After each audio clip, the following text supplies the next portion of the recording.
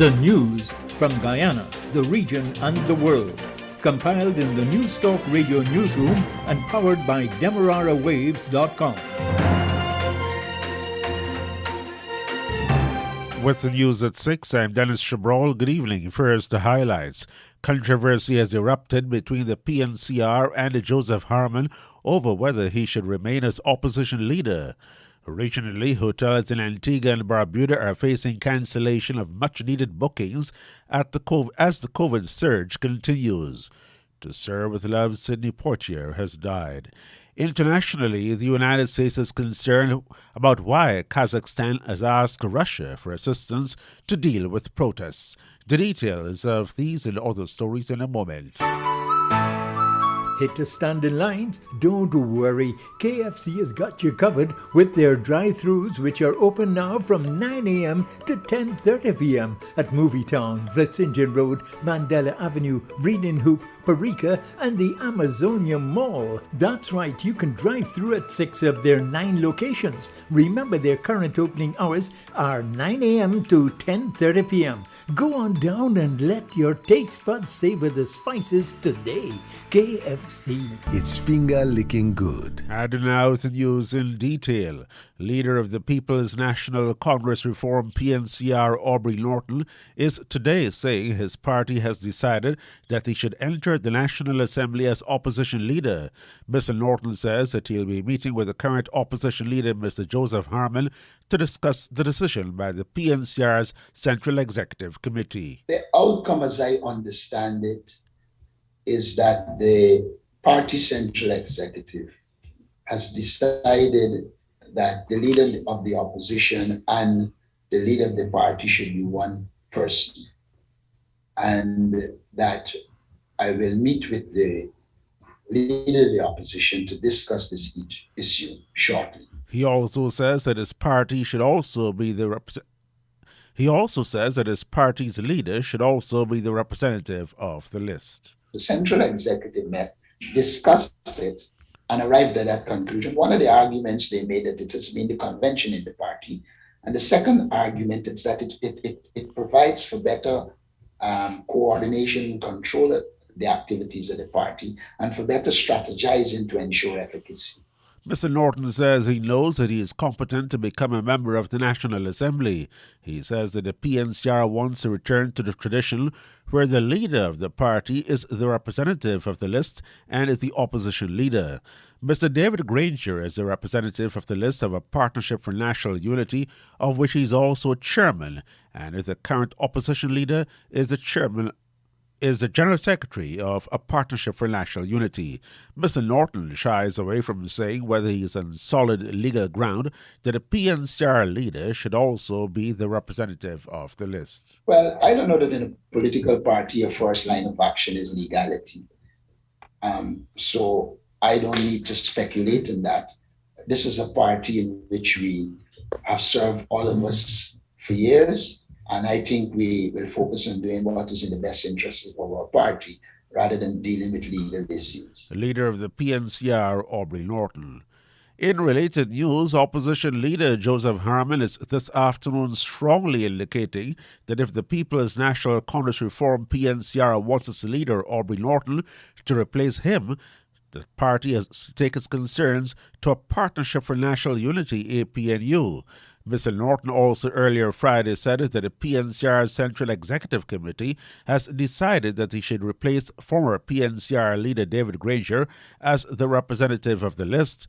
But Mr. Harmon says that there has been an established structure, and if the executive of a party and the partnership has a position, and as they wish to express that position, they should follow the established procedures.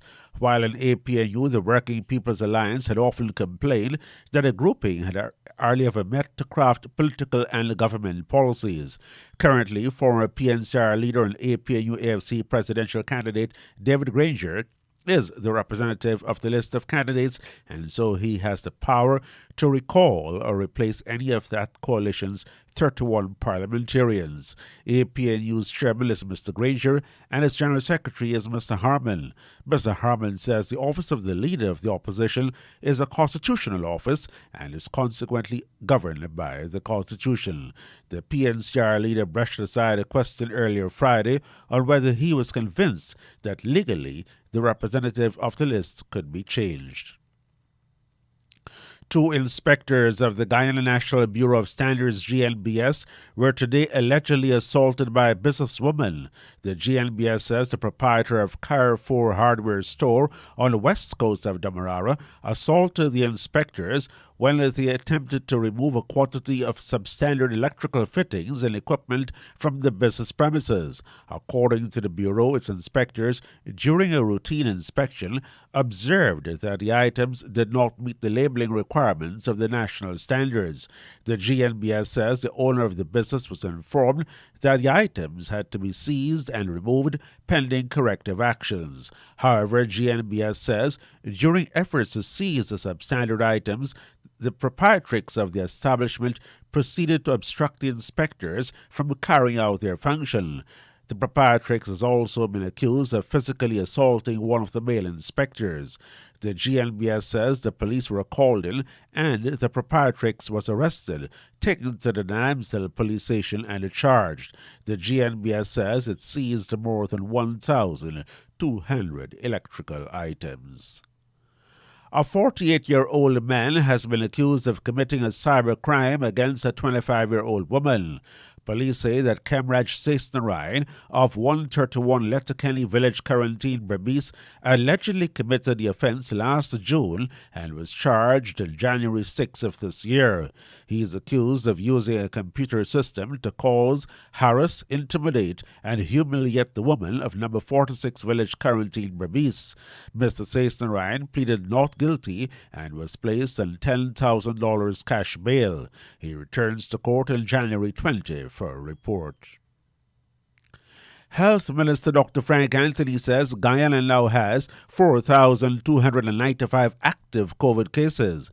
He says that of the 80 persons who were hospitalized, 5 are very sick and are receiving intensive care. The health minister says the number of active cases has spiked with 847 new cases within the past 24 hours.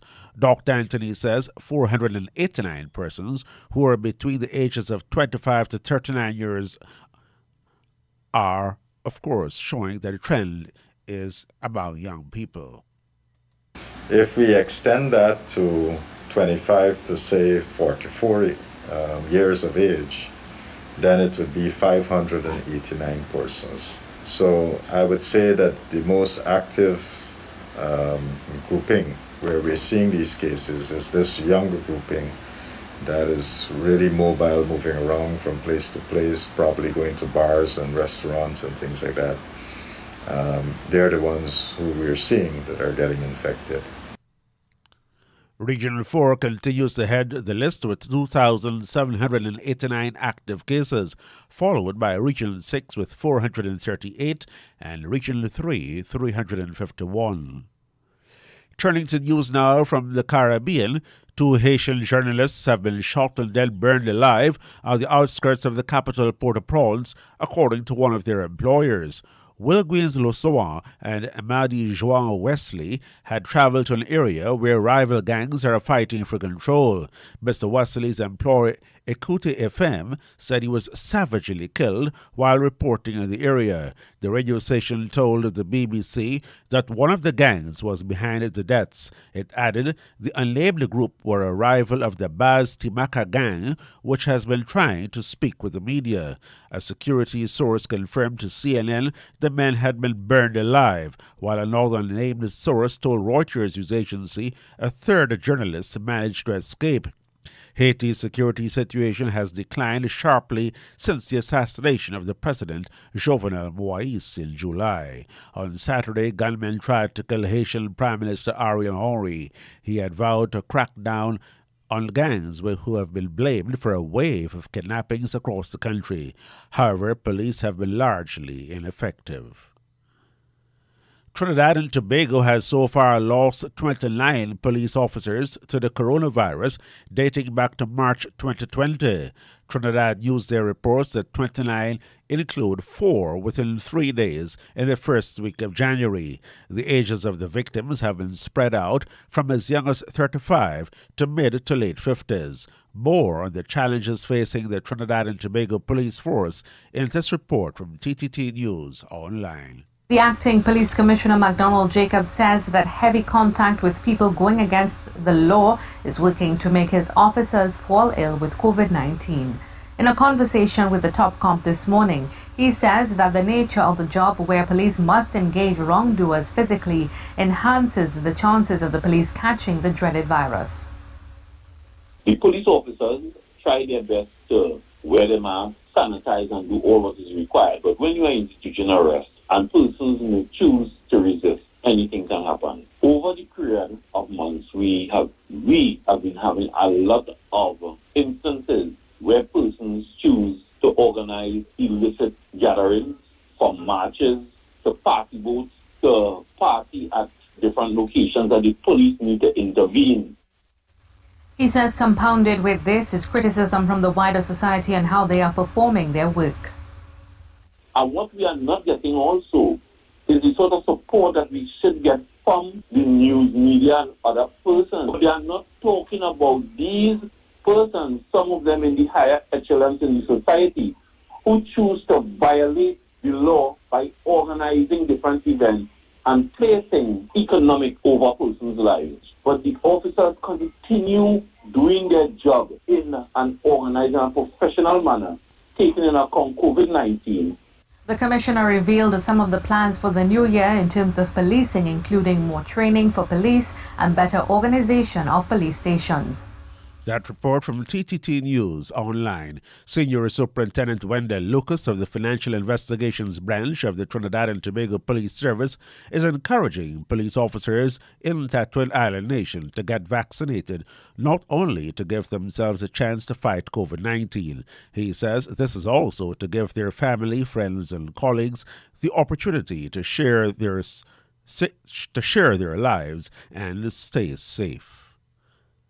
Barbados has recorded a 24% drop in overall crime for the past year, updating the country on the status of criminal activity for 2020 and 2021. Newly appointed Commissioner of Police Richard Boyce said Thursday that some 5,391 crimes were reported in 2021. This is compared to 7,079 for the corresponding period in 2020. We get details from Barbados Today's Emmanuel Joseph. That figure represents a reduction of 1,688 reported cases, or a 24% decline in total crime. Providing a breakdown of the categories of offences, the police commissioner disclosed that major crimes, which include murder, rape, aggravated burglary, and theft from the person, fell by 28% last year. He explained that 951 cases of major crimes were reported in 2021 as against 1,323 in the previous year. The police commissioner said that other reported crimes such as public order breaches, assault, and crimes against property decreased by 23% last year. He said there were 32 murders recorded in 2021 when compared to 41 in 2020, a decrease of 9 cases or 22%.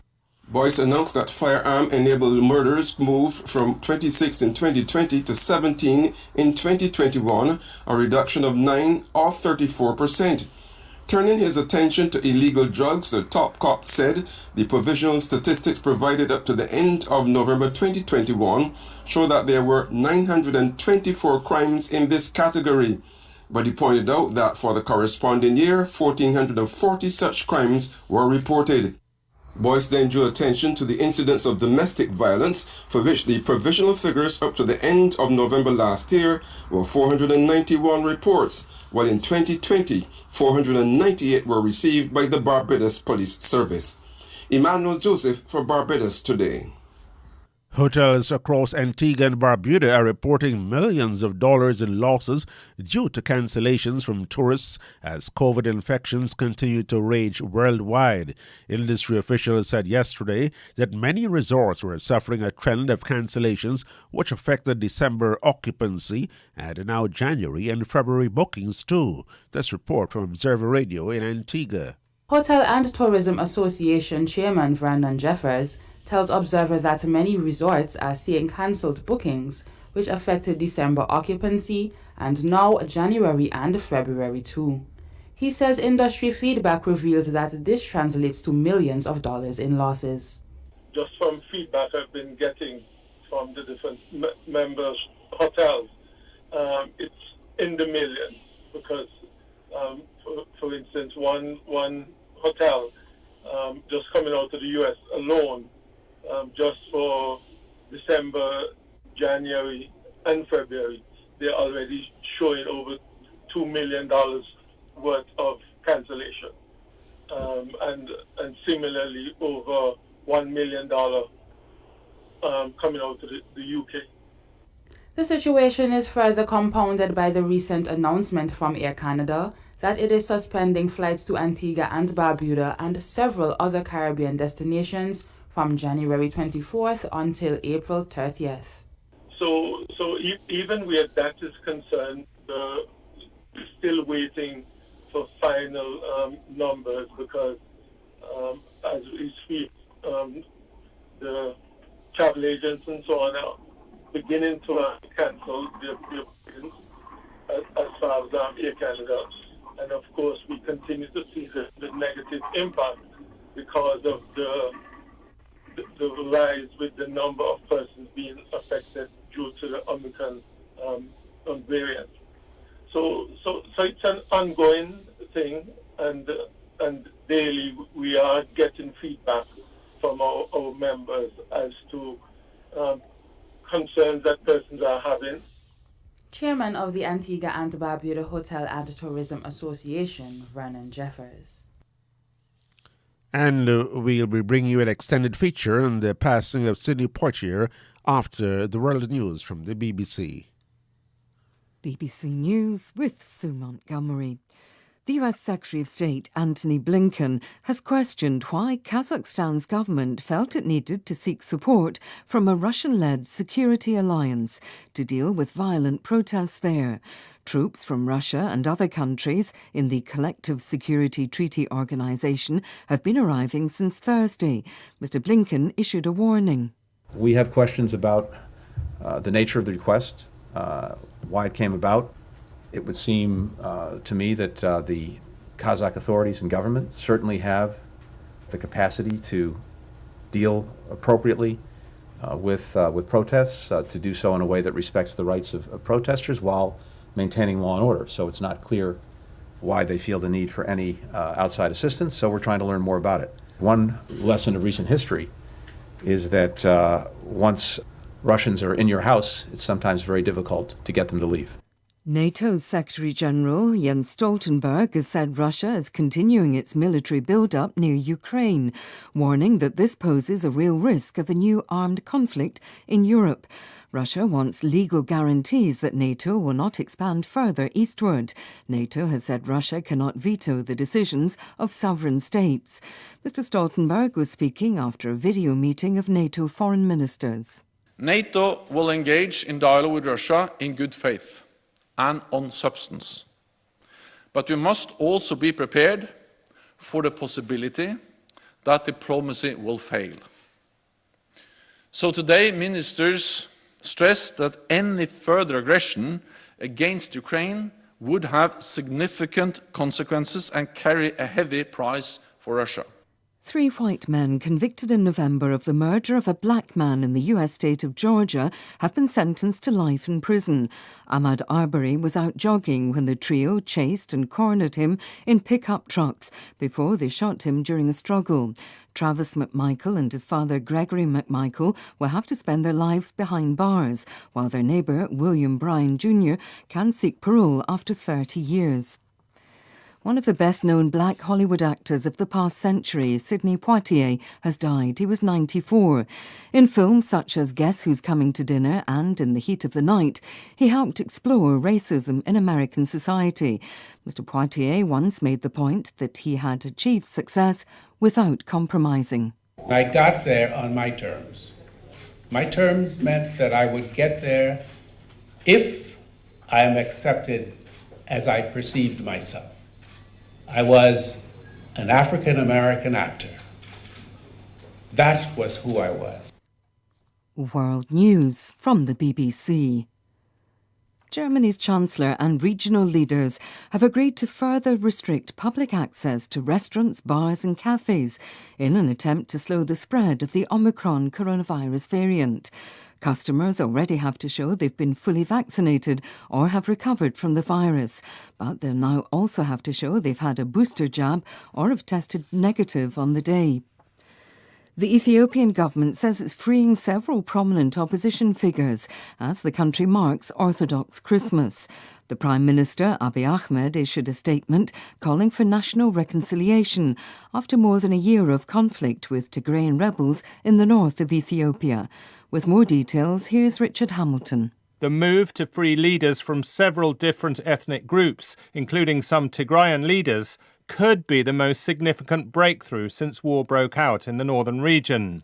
However, most of those being freed are actually from Oromia, which is Prime Minister Abiy Ahmed's political heartland, so this could be more about shoring up internal support. An activist working for a leading human rights organisation says that 2 Chinese men from the Muslim Uyghur community have been told that they will shortly be deported back to China from Saudi Arabia, where they've been held for more than a year.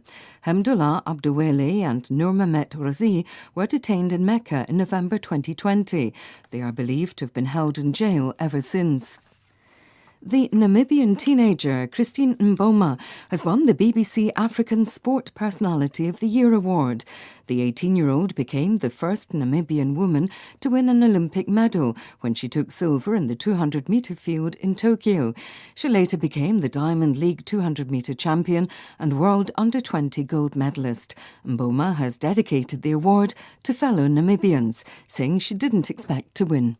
BBC News. And now we go to that story about the passing of Sidney Poitier, the first black man to win the Best Actor Oscar. He's died at 94. Born in Miami, Poitier grew up in a tomato farm in the Bahamas and moved to New York, age 16. He's best known for starring in the 1967 docudrama To Serve with Love that deals with social and racial issues in an inner-city school. It stars Sidney Poitier. Poitier was a trailblazing actor and a respected humanitarian and a diplomat. He won the Academy Award for Best Actor for Lilies of the Field in 1963. We have the special feature from National Public Radio's Walter Ray Watson. Sidney Poitier. Mention his name for people of a certain age, and his smooth, commanding presence, his dark skin, his searing good looks, bemused eye rolls, and memorable physicality all come into view. They symbolized and offered a challenge to the way black men were represented in movies and how they might be seen in the real world. I drive a man around in his limousine and I say, yes, sir, and no, sir, and shall I take the drive, sir? Mama, that ain't no kind of job. That ain't nothing at all. In A Raisin in the Sun, Lorraine Hansberry's landmark work about the dreams and disappointments for a black family in 1950s America, Poitier plays Walter Lee Younger. Walter aspires to open his own business, but his family frustrates him and his plans. The man say to his woman, I got me a dream. She says, eat your eggs, they getting cold. Man say to his woman, help me now to take a hole in this world somehow, and she says, eat your eggs and go to work. I tell you, I gotta change my life because I'm choking to death, and all you say to me is eat these eggs. Poitier first played Walter Lee on stage. We were in Chicago, and it was cold. Just freezing. Glenn Turman played Poitier's son Travis in the stage production. And I remember watching him take the time to stand there in this cold and sign all of these autographs. And I just said, well, doesn't he feel the cold? Doesn't he know that it is freezing out here? Because the time he took with each person to sign these autographs just made him, in my view, grow bigger and taller and stronger. And I just said, man, who is this guy? Sidney Poitier was well aware of his own symbolism. His life began far more humbly than the fame he would later negotiate. His first years were spent on Cat Island in the Bahamas as the youngest of 9. His parents, Evelyn and Reggie, were tomato farmers. The Poitiers brought their harvest to market in Miami by boat. Sidney was born prematurely on one such trip. He was so small that he wasn't expected to survive. But survive he did. Speaking with NPR in 2009, Poitier recalled his family's move to Nassau when he was 10. He was so unsophisticated that he had never seen his face in the mirror before then. I saw my teeth, and they were quite acceptable. They looked pretty okay, and my eyes and my hair and me, as I was looking at myself. His life in the Bahamas could hardly prepare him for becoming the most familiar of all black men seen in Hollywood movies. His everyday workers and professional businessmen were elegant, flawless, dignified. They never were villains. In the 1958 movie The Defiant Ones, Sidney Poitier shared top billing with Tony Curtis. Even as a fugitive, he was hard to dislike. Man come on my land because I didn't pay the note. I gave him an argument, he pulled a gun on me. I took it away from him. They put you in jail for that? I whipped his head good. His name above the title marked a turning point for his career. He was becoming more widely accepted by moviegoers. Sidney Poitier's rise in popularity seemed linked with the hopes of the civil rights movement. 5 years later, in Lilies of the Field, Poitier played Homer Smith, a handyman reluctant to help a group of German nuns lacking bricks or money for a new chapel. You are very large on religion and all the rest of it, but you don't even know how to accept a gift from somebody without making them feel small. Poor man, his feelings is hurt. I'm not twisting your arm for any big thank yous, but I'm through feeling small. Poitier made history with Lilies of the Field. In 1964, the same year as the passage of the Civil Rights Act, he became the first black male ever to win an Oscar for Best Actor.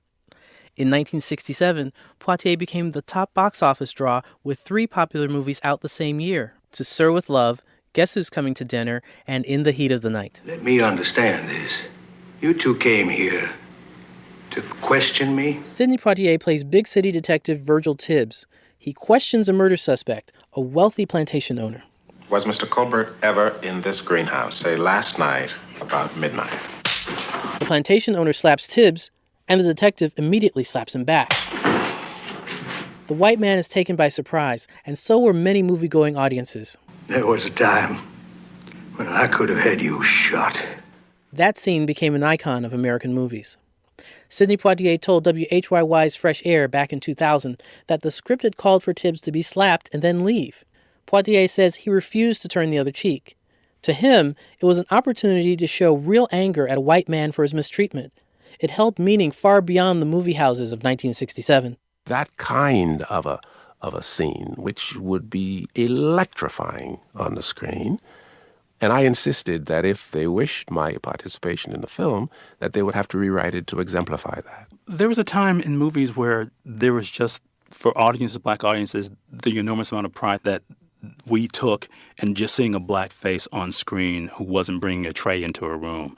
And that was something that Sidney Poitier got to represent for a long time. Film critic Elvis Mitchell is the host of The Treatment on member station KCRW. Mitchell says dissatisfaction with the civil rights movement and Poitier's mostly non-threatening roles made him an easy target. He suddenly went from being the lone representation of his race to being unfairly castigated as the man who apologized for being black. And he was just working. He wasn't in control of the movie business. He didn't choose to make the movies. He chose to be in them because he just wanted to work. Against the hot wind of criticism, Sidney Poitier set a new course. He claimed new territory for African-American performers. He starred in and directed comedies with large black casts. The best known are Uptown Saturday Night and Let's Do It Again. There was a romance, For the Love of Ivy, in which he played opposite the late singer and actress Abby Lincoln. His debut as a director was Buck and the Preacher, a Western with comic touches about black homesteaders out west. As he moved further away from acting, he directed Gene Wilder and Richard Pryor in Stir Crazy in 1980. It was his biggest commercial success as a director. Sidney Poitier.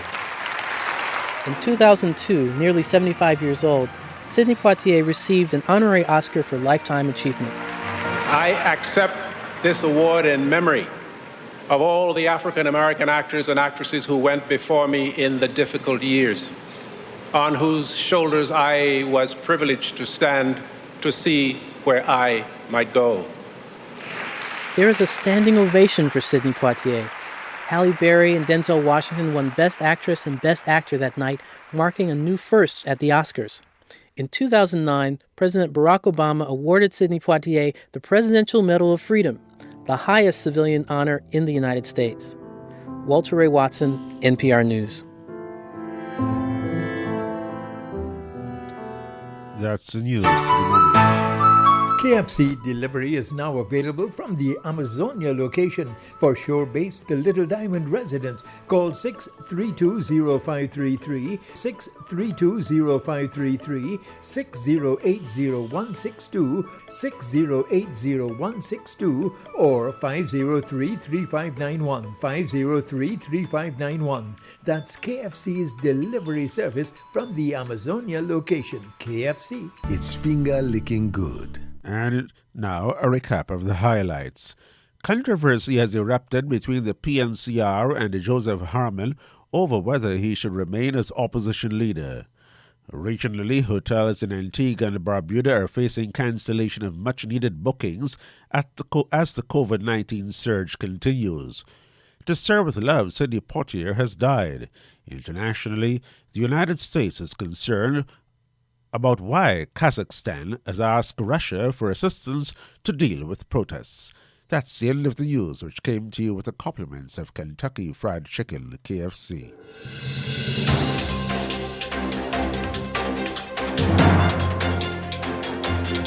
This has been the news, compiled in the News Talk Radio newsroom. For ongoing updates, visit demerarawaves.com, and you can check facebook.com/demwaves and twitter.com/demwaves.